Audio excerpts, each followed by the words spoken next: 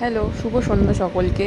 কালকে ছিল জামাই ষষ্ঠী, আর আশা করি তোমাদের জামাই ষষ্ঠী খুব ভালোই কেটেছে। হ্যাঁ, আমাদেরও জামাই ষষ্ঠী ভালো কেটেছে।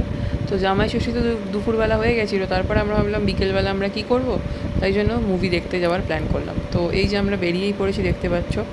তো মুভি দেখতে যাব ভেবে কোন সিনেমা দেখবো সেটা ভাবতে ভাবতে মনে হলো যে মা অনেক দিন ধরে বলেছিল আমার বস দেখতে যাব। তাই জন্য আমি আমার দুই বসকে নিয়ে চলে গেলাম আমার বস সিনেমাটা দেখতে। যাই হোক, পৌঁছালাম আমরা আমাদের বাড়ির সামনেই নবীনা সিনেমা হল আছে, সেখানেই আমরা পৌঁছালাম। তো আমাদের একটু লেট হয়ে গেছিলো, কেন কি দুপুরবেলা শুতে শুতে একটু দেরি হলো, তারপরে গিয়ে পৌঁছালাম। যাই হোক, ফাইনালি পৌঁছে গেছিলাম হলে। আর আমার মনে হয়েছে যে মুভিটা ফার্স্ট হাফের থেকে সেকেন্ড হাফটা বেশি বেটার ছিল।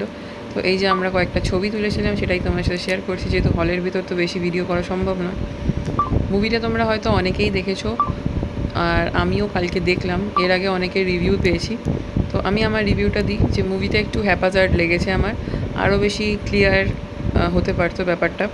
বাট হ্যাঁ, আমি এটা বলবো যে মুভির মাধ্যমে যে মেসেজটা দেওয়ার চেষ্টা করা হয়েছে সেটা কিন্তু ডেফিনেটলি খুব ভালো উদ্যোগ। এটা যদি সত্যি বাস্তবে পরিণত হয় তাহলে তো আমাদের প্রচুর মানুষের অনেক সুবিধা হতে পারে, একটা সুন্দর জিনিস তৈরি হতে পারে। জানি না এই মুভিটা দেখে কারুর মাথায় কোনো কর্পোরেট সেক্টরে এরকম চিন্তাভাবনা করা হবে কি না।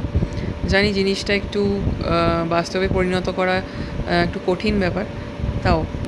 আর বাকি মুভিটায় শিবপ্রসাদ আর রাখি গুলজারের অ্যাক্টিং নিয়ে কোনো কথা বলার নেই। বাকি প্রত্যেক কো অ্যাক্টাররা খুব সুন্দর অভিনয় করেছে।